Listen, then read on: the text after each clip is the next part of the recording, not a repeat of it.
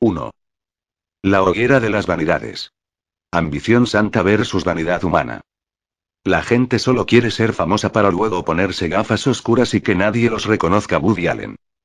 Dante. Quiero que te acuerdes de mi cara y de mi nombre, porque algún día yo también voy a llenar estadios y vamos a compartir un escenario y... No sé cuántas personas me han dicho esa frase, pero la he oído una y otra vez, en cada nación a la que me ha tocado ir, a través de las redes sociales, por teléfono y por correo electrónico. Y estoy seguro de que me seguirá llegando a través de los sistemas de comunicación que se inventen en el futuro. Como si la meta de llenar estadios o el ser conocido fueran el éxtasis del ministerio, lo máximo a lo que un líder pudiera aspirar. Por supuesto, hay muchos otros sueños del mismo tenor. Sé que voy a grabar un disco, Dios me dijo que voy a ser el próximo presidente de mi nación, voy a escribir un libro que será un éxito de ventas, y decenas de ejemplos similares.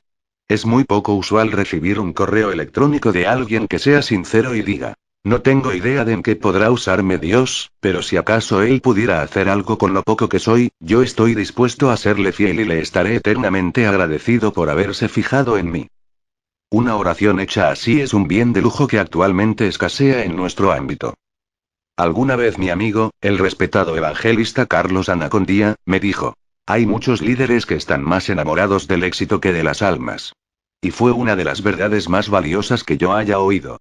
Lo he comprobado a lo largo de todos estos años de ministerio, al ver que nos hacemos eco de frases como: el evento más multitudinario, la cruzada más grande, la iglesia más relevante, el líder más ungido, el disco más vendido, el libro más agotado, y de todo lo que sirva para acariciar nuestro ego, para hacernos sentir seguros y, por sobre todas las cosas, para hacernos creer que estamos logrando ser populares, y extendiendo el evangelio como consecuencia. Lucas Leis. La confusión entre crecer en popularidad y hacer avanzar el reino de Dios se ha convertido en moneda tan común que muchos no se dan cuenta de cómo sus palabras revelan que tienen motivaciones totalmente equivocadas. La psicología considera la búsqueda de fama como un impulso primario de la conducta, y los cristianos no están exentos de ese síndrome. El psicólogo Orville Gilbert Brim afirma que la urgencia de alcanzar reconocimiento social se presenta en la mayoría de las personas, incluso en aquellas a quienes no les resulta accesible, y que sus raíces pueden estar en sentimientos de rechazo, descuido o abandono. Explica que los que buscan ansiosamente fama lo hacen por el deseo de aceptación social, o por encontrar algún tipo de seguridad existencial. Desde su punto de vista, la fama parece ser un bálsamo para la herida que deja la exclusión social. Toda espiritualidad que se hace autopropaganda ya tiene algo de enfermedad. Aquellos líderes que van por la vida haciendo alarde de sus virtudes estarán siempre a un paso de la catástrofe moral y espiritual. Cuando escuchamos personas que hablan de sí mismas como si se tratara de otra persona, o de un personaje, entonces estamos ante un candidato al desastre. La historia es un fiel testigo de que esto siempre fue así. Por eso es preocupante que haya tantos jóvenes queriendo llenar estadios, conmover naciones o llegar a la televisión, no porque esas metas estén mal en sí mismas, sino porque es muy probable que su motivación esté totalmente fuera de la voluntad de Dios. Conquistaremos el mundo, Pinky. Vale aclarar que con esta misma editorial yo he publicado libros motivacionales como El Código del Campeón y Destinado al Éxito, en los cuales trato de inspirar a los líderes y a los lectores jóvenes a que procuren los mejores dones, a que no se conformen con la mediocridad, y a que sueñen cosas grandes. Pero cuando escucho frases que hablan de estar ante multitudes como si se tratara de alzarse con un Oscar de la Academia de Hollywood, me doy cuenta de que tal vez haya un concepto que algunos malinterpretaron, o de que por lo menos se saltearon la parte más importante del proceso. En algún punto los líderes tenemos cierta responsabilidad en esto. En ocasiones, la premura de un mensaje de 45 minutos durante un congreso, o simplemente la arenga en un servicio. Que Dios cumpla tus grandes sueños. Pueden llegar a confundir a las personas si son aplicadas fuera de contexto. Principalmente a aquellos que esperan tomar la identidad prestada del ministerio al que aspiran llegar. No podemos pretender llegar a la cima ahorrándonos el trabajo de escalar la montaña. La búsqueda intensa de Dios, el precio de sembrarlo todo, en ocasiones hasta las finanzas y los bienes personales, y el deseo de que Dios nos utilice en donde Él considere que conviene hacerlo, son condiciones determinantes para que un sueño o una visión puedan ser alcanzados. De otro modo, corremos el riesgo de que solo se trate de un mero proyecto personal. Hace unos años atrás conocí a un líder prometedor en términos ministeriales. Tenía cierto grado de carisma, lo que parecía ser un llamado claro y enfocado hacia los jóvenes, y se las ingeniaba para hacer eventos en donde mezclaba música de distintos géneros con predicación. Su único talón de Aquiles era un notorio deseo de estar haciendo algo majestuoso e insuperable. En lo personal disfruto mucho la comunicación efectiva y conozco aquello que las agencias de prensa llaman branding, que no es otra cosa que el posicionamiento de una marca a través de una buena campaña de promoción dirigida a un público definido, o un eslogan pegadizo. Pero en este caso no se trataba de una simple promoción de tipo publicitario, sino que la motivación de este muchacho era demostrar que estábamos ante un nuevo concepto en materia de liderazgo que superaba todo lo conocido hasta la fecha. En ocasiones incluso trataba de demostrarlo subestimando la manera en que otros lo habían hecho antes. Y lo más triste es que luego de cada evento aparecían las gacetillas de prensa infladas con números ficticios, en las que se contaba cómo toda la historia de un país había cambiado a partir de su evento, o cómo los continentes enteros pedían a gritos que su ministerio pasara por allí. Lucas Leys. Hace unos años me invitaron a un evento en México al cual me habían asegurado que iban a llegar multitudes. Yo fui porque había escuchado el nombre de líder emergente y siempre me gusta apoyar a líderes que están intentando hacer cosas osadas. No fui pensando en las multitudes que me habían asegurado que habría, aunque una vez allí sí me sorprendí al ver que el número de asistentes no pasaba los 300. Este líder no dejaba de excusarse sobre por qué no estaban las multitudes, así que yo traté de animarlo y ayudarlo a concentrarse en los que sí habían venido buscando del Señor. Pero mi sorpresa mayor fue cuando, días después, recibí un comunicado de prensa de su ministerio titulado Avivamiento en México. Multitudes tocadas por el ministerio de los evangelistas Lucas Leys y el nombre de joven que dicho sea de paso ni siquiera había predicado. De más está decir que nunca más acepté sus invitaciones. Todo esto me hace recordar a dos simpáticos personajes de la Warner que solían decir: dime, cerebro, ¿qué haremos esta noche? Lo mismo que hacemos todas las noches, Pinky, y tratar de conquistar el mundo. Lo cómico de la frase no era el deseo de conquistar la Tierra, sino que se trataba de dos simples ratones blancos de laboratorio jugando a ser los grandes líderes del nuevo orden mundial. Cada vez que recuerdo a este joven siento pena en lo profundo del corazón, porque era uno de los líderes que pudo haber continuado con la noble tarea que otros comenzaron, pero su deseo de ser el mejor, de ganar en los números, o en ocasiones de desacreditar el trabajo ministerial de sus colegas o de quienes lo habían precedido, terminó por marginarlo a la zona gris del ministerio, a aquel lugar en donde quedan los que pudieron ser y actualmente sigue organizando eventos y contando los dedos en lugar de la gente. Solo que ha perdido su credibilidad, nada menos que la principal condición que debe tener un líder íntegro. La delgada línea roja. La pregunta del millón es: ¿cómo podemos diferenciar ambos lados de la delgada línea que separa la ambición santa de la propia vanidad humana? Los líderes luchamos todo el tiempo por no cruzarla, y de todos modos en más de una ocasión nos despertamos del otro lado de la frontera. Seamos honestos. Todos queremos ser personas especiales. A quien diga que solo pretende ser uno más del gentío posiblemente le falten las aptitudes necesarias para ser un líder. Toda persona que posee cierta influencia sobre los demás debe tener una cuota de ambición espiritual, si se me permite el término. El deseo de crecer, de multiplicarse, de llegar a más lugares, de alcanzar a la mayor cantidad de gente posible en el menor tiempo, son algunas de las metas de los que servimos al Señor. Personalmente debo confesar que me atrae más predicar a 50.000 personas que a una veintena, aunque también debo reconocer que disfruto ambas cosas.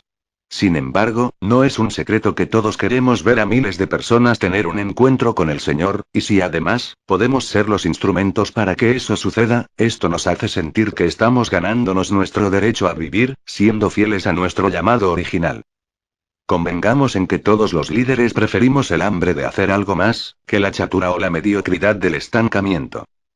El problema aparece cuando los líderes tenemos conflictos interiores no resueltos, o una baja autoestima que tiene sus raíces en el pasado y de la cual no hemos podido librarnos, y entonces necesitamos obtener una identidad o sanar nuestra autoestima a través del ministerio. Es entonces cuando el llamado a predicar, en cualquiera de sus formas, ya no nos importa como una misión en sí misma, sino que lo utilizamos para hacer catarsis, o para resolver nuestros sentimientos de baja estima. Robert De Niro le dijo una vez a un periodista que todos los actores, todos aquellos que se dedican a esa profesión, simplemente lo hacen porque tienen una estima destrozada y necesitan ser una celebridad para poder seguir viviendo. Aunque no me consta que sea la regla general para toda la comunidad de Hollywood, es muy probable que haya muchos casos de estos tanto allí como en nuestro ámbito. A propósito del tema, cierta vez invité a un popular predicador a nuestra iglesia, y al presentarlo me aseguré de darle la honra que se merecía. No le entregué el micrófono simplemente diciendo su nombre, sino que dediqué unos 10 minutos del servicio para decirle a la congregación lo valioso y significativo que era tener a un hombre de semejante calibre con nosotros. Lo hice con la convicción de que como anfitrión era mi obligación honrar a quien nos visitaba, y porque además todo lo que dije acerca de él era totalmente cierto. Luego de una introducción en la que mencioné sus libros, su iglesia y la gente a la que él estaba alcanzado para Cristo, lo presenté en medio de una respetuosa ovación de toda la congregación. Entonces me senté dispuesto a recibir como un niño y esperando un mensaje fresco, ya que llevaba varios domingos predicando y este era mi día para recibir sin la presión de tener que estar pensando sobre lo que hablaría más tarde. Para mi sorpresa, el hombre pasó, agradeció mis palabras, y agregó. Pero lo que mencionó Dante no es todo y... Acto seguido se dedicó, por unos extensos e interminables más de 20 minutos, a contar todo lo que él había hecho y que yo había olvidado mencionar en mi introducción. Su página web era la más visitada, su ministerio era el más sorprendente, su libro era el más vendido, sus redes sociales superaban a las de cualquier celebridad o cualquier político, sus milagros eran incomparables, su inteligencia era desbordante, su gente lo amaba casi lindando con la idolatría, las naciones lo reclamaban más que a ningún otro consiervo y así continuó enumerando sus virtudes por casi media hora. Luego se apuró para usar los 15 o 20 minutos que le quedaban tratando de hilvanar algún mensaje bíblico ante la mirada absorta de toda la congregación que había llegado con hambre de escuchar un mensaje de la palabra de Dios. Convengamos en que la gente que había colmado la iglesia ya sabía de quién se trataba, y lo que menos necesitaba era más autopromoción por parte del invitado en cuestión. En contraste con esto, durante muchos años he formado parte del equipo del Dr. Luis Palau y he tenido el privilegio de conducir varios de sus festivales evangelísticos. Pero, en cada noche que me tocaba presentar a Luis, por más que lo intentara, casi nunca podía yo mencionar alguna de sus cualidades ministeriales porque el mismo Palau corría hacia donde yo estaba, literalmente lo hacía. Me quitaba el micrófono y decía, bueno, y este Dante exagera al hablar de mí. Realmente solo soy un simple predicador que les robará unos pocos minutos de su tiempo. El que realmente es un gran predicador es Dante Gebel. ¿Cuántos lo aman y están contentos porque él nos vino a conducir el festival? Era increíble. El orador de la noche trataba de honrar a quienes apenas lo secundábamos, y esa humildad, casualmente, le otorgaba más grandeza. La gente estaba allí porque sabía quién era Palau, y hubiera sido un despropósito si al pasar al escenario él dedicara media hora a hablar de sus logros ministeriales o personales. Por cierto, aquel día que invité a ese otro predicador me quedó la decepción de querer escuchar más de la Biblia y si hubiera querido saber más acerca del hombre, simplemente hubiera visitado su página web. La motivación correcta con el correr del tiempo me he dado cuenta de que si nuestra autoestima no está sana, en algún momento nos va a traicionar y terminará empañando el ministerio que Dios nos entregó. No estoy hablando de la falsa modestia, ni de la tontería de cuidar que en un afiche aparezca más grande el nombre de Jesucristo que el nuestro, ni de la estrategia que elijamos para hacer publicidad de un evento o de nuestro propio ministerio. Me refiero a lo que sucede cuando aún no tenemos resueltos ciertos conflictos que terminarán drenando nuestro futuro y nuestro trabajo para el reino de Dios. Lucas Leis. El ministerio no puede ser la oportunidad para tomarnos revancha contra la pobreza o la falta de oportunidades de nuestra niñez.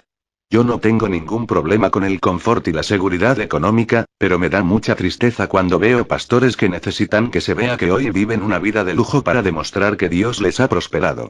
Si luchamos con la pobreza o el rechazo o el abandono cuando éramos niños, no podemos estar compensando eso con el ministerio sin ponerlo a los pies de la cruz. La Biblia es clara respecto a este tema puntual cuando el apóstol Pablo le escribe a la iglesia de Roma y los exhorta diciendo: por la gracia que se me ha dado, les digo a todos ustedes. Nadie tenga un concepto de sí más alto que el que debe tener, sino más bien piense de sí mismo con moderación, según la medida de fe que Dios le haya dado. Romanos 12, 3. Las escrituras no dicen que debas tener un concepto bajo de ti mismo, ni tampoco alto, sino una imagen descarnada de lo que realmente eres. Siempre menciono que hay tres ópticas de ti mismo: cómo te ven los demás, cómo te ves tú, y cómo realmente eres. Esta última es el concepto exacto que debemos tener de nosotros mismos, conociéndonos con nuestros aciertos y errores, nuestras cualidades positivas y nuestras miserias. Ese es el eje que nos mantiene en perfecto equilibrio entre la humildad y la estima sana.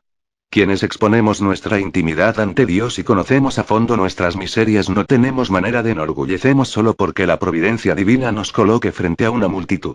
Nuestra vida privada es la que nos mantiene conectados a la torre de control. La vida pública es solo una consecuencia de esto. Cuando yo era soltero y escuchaba a un líder casado decir, no deben caer en tentación. Si estás de novio, pídele ayuda al Señor. Si la carne es débil, llena tu cabeza con algo más útil.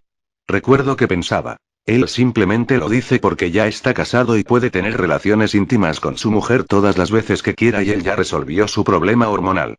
Y creo que es probable que ahora mismo estés leyendo este capítulo y digas, tú hablas de no enamorarse del éxito porque ya predicaste ante multitudes.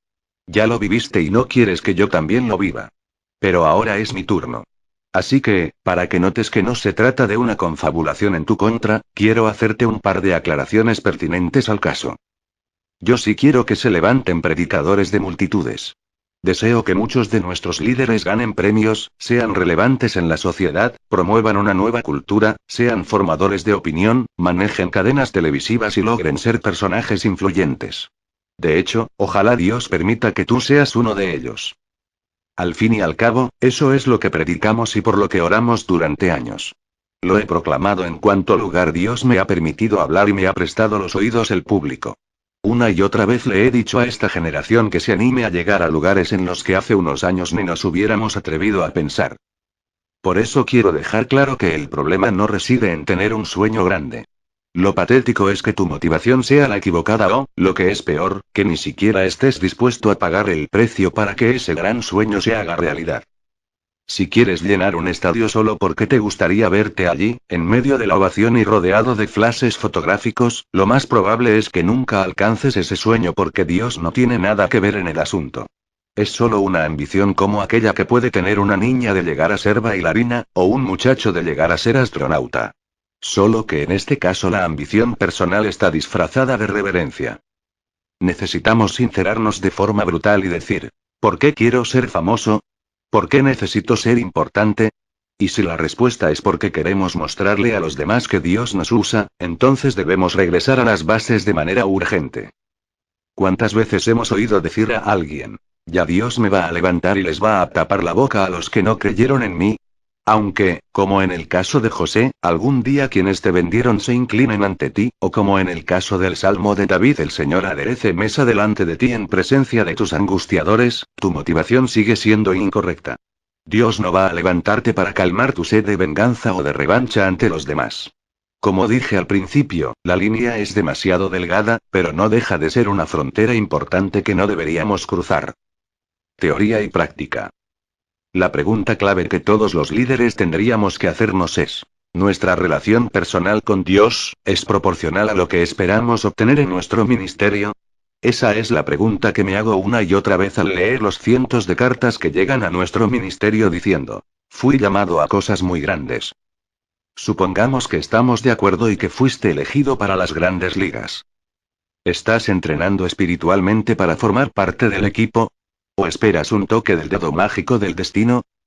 Es un hecho que no podemos vivir de espiritualidad prestada, así que si crees que vas a ser usado por Dios para llegar a miles solo porque te lo anunció un profeta que llegó de visita a tu congregación, y de esos hay más de los que te imaginas, que reparten ministerios al mejor postor, o porque te lo dijo tu pastor, debo decirte que eso no cuenta.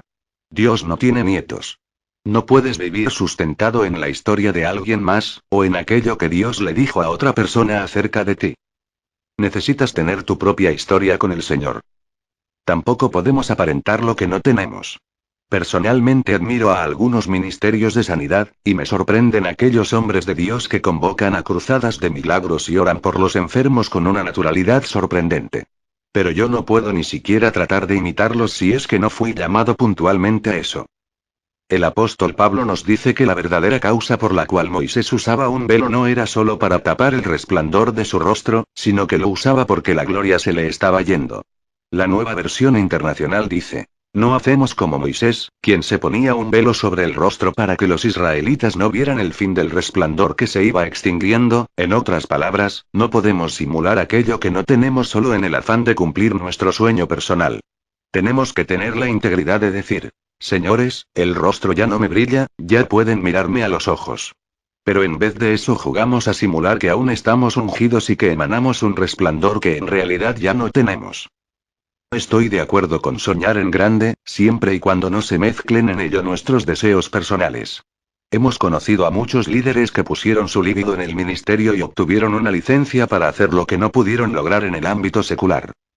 Hace un tiempo publiqué en mi Facebook una anécdota ficticia que produjo una revolución de comentarios, muchas sonrisas y varios enojados, que por cierto es lo que suele suceder cuando osamos tocar algunas vacas sagradas, como los adoradores y salmistas de las iglesias. Pero no dejaba de reflejar ciertas verdades que suelen estar a la vista. Mi ejemplo era un tecladista, pero pudo haber sido un evangelista, un pastor, un líder de jóvenes o un maestro de escuela dominical. El cuento era el siguiente y un niño le dice a su padre: papá, ¿tú sabes la diferencia entre teoría y práctica? Por supuesto, pero puedes averiguarlo por ti mismo. Pregúntale al tecladista de la iglesia si sería capaz de abandonar el ministerio y tocar para el mundo. ¿Y eso qué tiene que ver con mi pregunta? Tú hazme caso, le dice el padre. Así que el niño va y le hace la pregunta al tecladista, el cual responde muy enojado y con mucha seguridad: jamás. Mi talento es solo para el Señor. Muy bien, le dice el padre al niño, ahora pregúntale si sería capaz de abandonar el ministerio y tocar para el mundo si un cantante mundano le ofreciera $50,000 por cada concierto. El niño regresa de donde está el tecladista y le pregunta si sería capaz de abandonarlo todo y dedicarse al mundo a cambio de $50,000 por cada concierto. El tecladista duda un instante y luego dice: bueno, y por 50,000, y tendría que pensarlo y ponerlo en oración. Y el niño entonces regresa con su padre y este le dice: hijo, paso a explicarte la diferencia entre teoría y práctica. En teoría, en la iglesia tenemos a un tecladista consagrado y enfocado en el ministerio. Pero en la práctica y tenemos a un hipócrita encubierto que se prostituye a la primera oferta. Aunque, insisto, la historia es inventada, nos deja una clara imagen de aquellos que están en el ministerio simplemente porque no se les han abierto las puertas seculares. Y nos deja ver que en estos casos la motivación real no es la extensión del reino, sino una pasión más oculta. La vela que mueve su barco no son las almas sino su realización personal. Empapados en aceite. El último punto que debemos tener en cuenta es si estamos dispuestos a pagar el precio que se necesita para aquello que sentimos que es nuestro llamado. Si aspiramos a disfrutar los beneficios de la unción, debemos soportar las molestias de la unción. En Salmos 133, 2 se menciona aquel versículo casi poético que ha sido la inspiración de varias canciones. Es como el buen aceite que, desde la cabeza, va descendiendo por la barba de Aarón, hasta el borde de sus vestiduras. Pero en realidad este versículo hace referencia a que los antiguos sacerdotes debían pasar por lo menos un día y una noche entera totalmente impregnados en aceite. No se trataba de un pastor poniéndote un dedito de aceite en la frente, cuidando de no tocarte el cabello o correrte el rímel de los ojos, según el caso. Ellos tenían que empaparse en aceite, soportando durante el día las altas temperaturas del Medio Oriente, literalmente se freían. Y durante la noche el efecto refractario que hacía que se congelaran de frío. Recién después de todo esto podían considerarse ungidos. Cuando veo esta historia no puedo evitar pensar que en algún punto hemos subestimado el llamado a servir a Dios. La palabra unción se ha mal utilizado a tal punto que el más ungido es quien tiene la página web más visitada, el evento con más artistas, la iglesia más grande, el que tiene más programas de televisión, o el más excéntrico a la hora de predicar. ¿Estamos dispuestos a ver morir nuestros sueños personales en pos de que Dios nos use en lo que Él crea conveniente? ¿Estamos listos para sacrificar nuestros propios anhelos y esperanzas? El apóstol hizo un balance de su vida personal y llegó a la conclusión de que no valía un solo centavo, y de que su única meta era cumplir la misión encomendada. Sin embargo, considero que mi vida carece de valor para mí mismo, con tal de que termine mi carrera y lleve a cabo el servicio que me ha encomendado el Señor Jesús, que es el de dar testimonio del Evangelio de la gracia de Dios. Hechos 20, 24, pero aún fue por más. No solo afirmó que sus sueños personales no tenían valor, sino que todo lo que él pudo haber logrado era comparable a materia fecal. Es más, todo lo considero pérdida por razón del incomparable valor de conocer a Cristo Jesús, mi Señor. Por él lo he perdido todo, y lo tengo por estiércol, a fin de ganar a Cristo. Filipenses 3:8, Lucas Leis. Ese capítulo entero de la carta de Pablo a los filipenses es una genuina obra de arte. Los líderes emergentes deberían aprenderlo de memoria, los líderes en la mitad de la vida tendrían que revisarlo concienzudamente, y los líderes cerrando sus últimos años de ministerio deberían usarlo para enfocar sus últimos esfuerzos. Supongo que además de quienes nos aprecian y sienten cariño por Lucas y por mi persona, debe haber algún lector escéptico que haya llegado hasta este punto del libro diciendo, ¿pero qué los autoriza a ustedes a criticar? Si ese es tu caso, quiero que me permitas responderte. Lo único que nos autoriza es nuestra propia torpeza, y lo cual técnicamente transforma a este libro en una saludable autocrítica. Yo también he cruzado esa delgada línea en varias ocasiones y muchas veces confundí el deseo de hacer algo extraordinario para Dios con mi propia vanidad humana. Agradezco a Dios porque Él se encargó de hacerme regresar a tiempo en más de una ocasión, y hasta algunas veces me dejó tropezar solo para que aprendiera la lección. Es más, he aprendido que la santidad no es un sitio al que uno puede llegar algún día, sino que es un trayecto a lo largo del cual se hace camino al andar. Por lo que no descarto que en algún momento del resto de mi vida vuelva a cruzar la línea divisoria, pero estoy seguro de que el Señor me traerá de regreso como lo ha hecho siempre. Dios nos libre de estar cerca de la flojedad de los liberales y del estrechamiento neurótico de los legalistas. Que Él nos permita encontrar el saludable equilibrio, con una estima sana y la humildad extraordinaria que proviene del Espíritu Santo. Es un hecho que Él no tiene problema con que seamos reconocidos, entrañablemente queridos o despiadadamente criticados a causa de quien representamos. La fama puede ser nuestra, pero la gloria es suya. Y el día que aprendamos a reconocer la diferencia seremos un poco más sabios y, por sobre todas las cosas, nos evitaremos grandes dolores de cabeza. Si te gusta este canal, ayúdanos a seguir subiendo audiolibros y suscríbete. Comenta abajo qué libros y de qué autor quisieras que subiéramos. Muchas gracias.